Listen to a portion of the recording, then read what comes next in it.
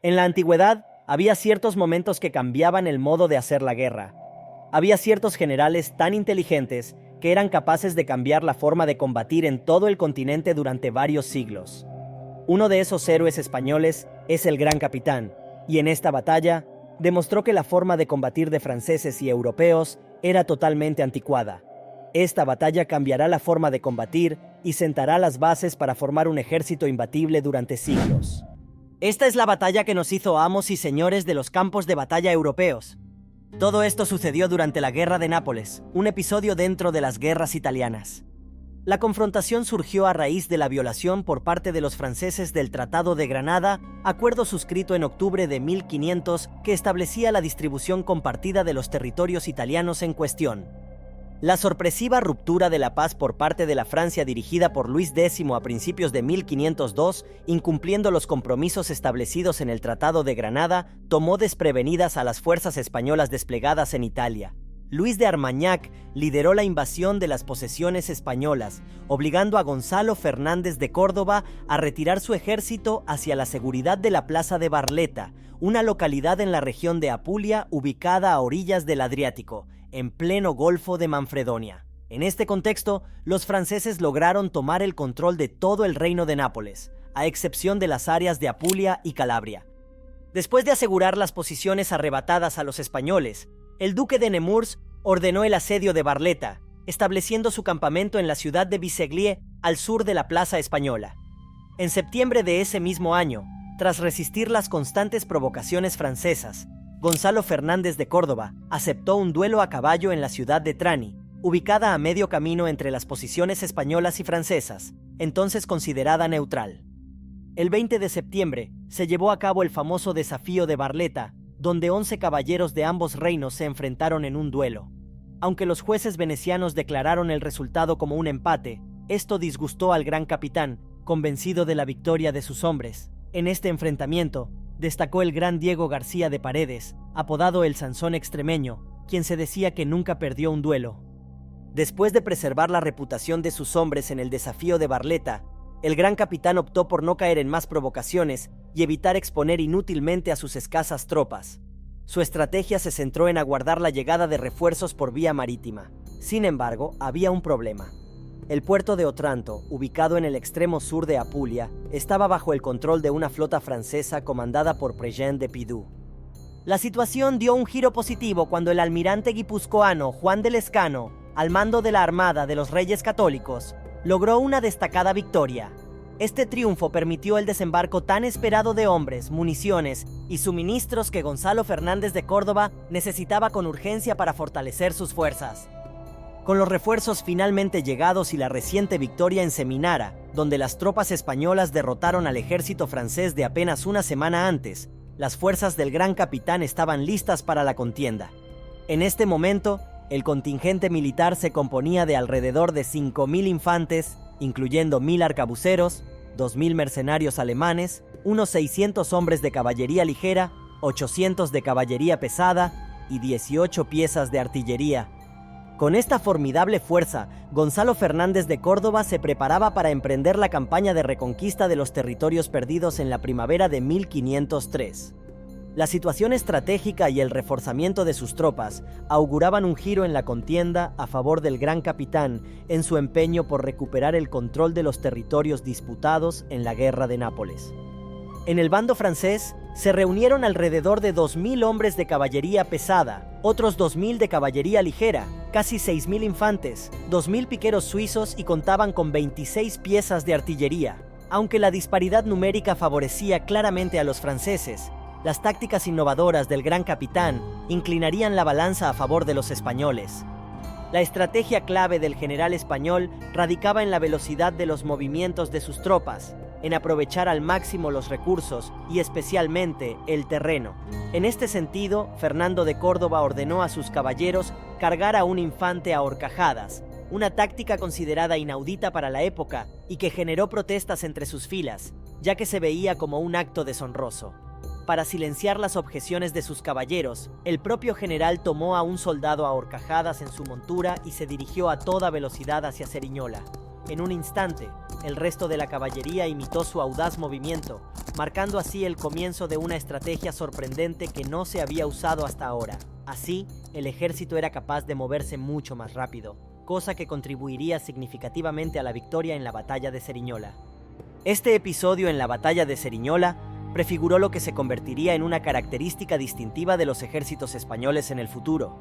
En estas fuerzas militares, cada soldado se volvía crucial y la distinción no provenía de su estatus de nacimiento, sino de su habilidad con las espadas y arcabuces, así como del valor demostrado en el campo de batalla. Surgió una dinámica en la que individuos de orígenes humildes ascendían desde roles modestos, como simples mozos, hasta convertirse en capitanes o maestres de campo, liderando ejércitos y llevando con orgullo y honor los estandartes de España. Esta flexibilidad y meritocracia en el ascenso militar contribuyeron no solo a la eficacia táctica, sino también a forjar un sentido de identidad y unidad en los ejércitos españoles. La llegada temprana de los españoles a Ceriñola permitió al gran capitán preparar meticulosamente las defensas, ordenó la excavación de un extenso foso y la construcción de un pequeño terraplén detrás de él, utilizando la tierra excavada para reforzarlo con empalizadas. En la primera línea de defensa, desplegó a los arcabuceros en 2 grupos de 500 hombres cada uno. Detrás de ellos se posicionaron los lansquenetes alemanes, listos para enfrentarse con sus picas, mientras que en los flancos se ubicaron los ballesteros y coseletes. Tras estos contingentes, aguardaba la caballería pesada. Fernández de Córdoba aprovechó un pequeño cerro existente detrás del foso para emplazar la artillería y dispuso a la caballería ligera en una posición estratégica, lista para brindar apoyo a la infantería en caso de que los franceses lograran romper sus líneas defensivas. Esta disposición táctica demostró la habilidad del gran capitán para aprovechar el terreno y organizar sus fuerzas de manera efectiva para enfrentar el inminente ataque enemigo.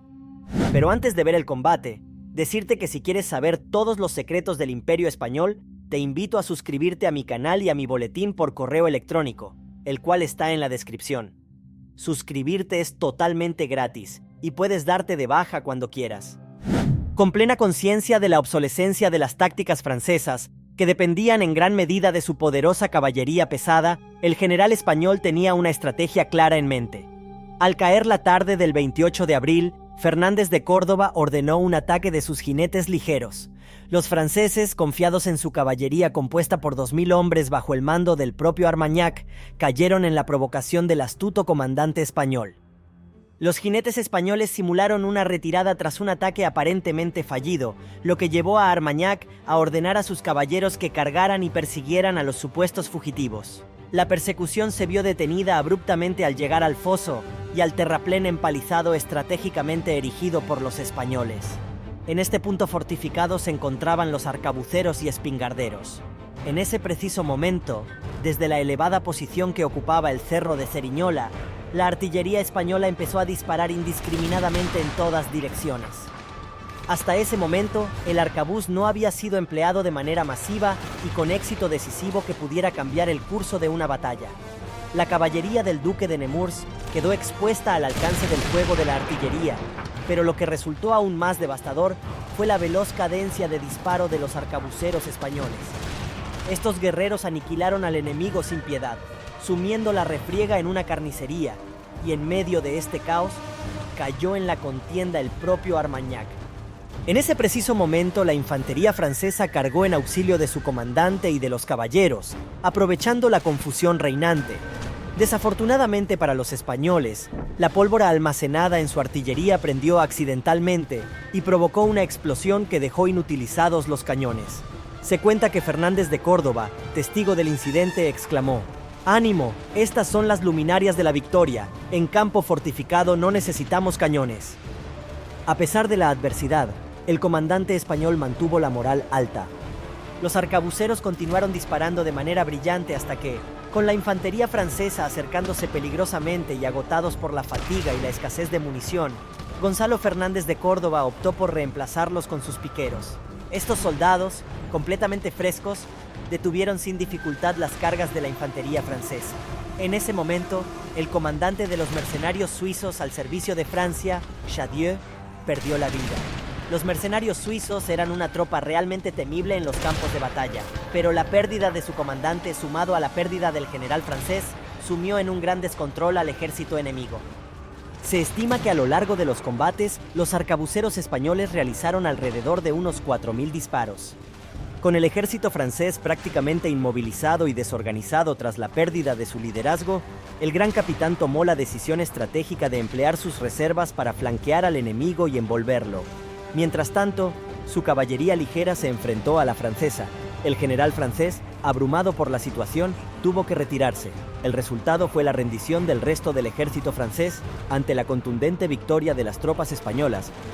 En un lapso de poco más de una hora, las bajas entre los franceses ascendían a más de 4.000 hombres, mientras que entre las filas españolas se contabilizaban apenas poco más de 100. Gonzalo Fernández de Córdoba había dejado una huella indeleble en la historia militar, transformando la forma de hacer la guerra y sentando las bases de la guerra moderna. Este triunfo estratégico en la batalla de Ceriñola allanó el camino para lo que serían, 3 décadas más tarde, los famosos y temibles tercios de España, marcando así un antes y un después en la evolución de las tácticas militares europeas. Recuerda que tienes mi newsletter o boletín por correo en la descripción, no te lo puedes perder.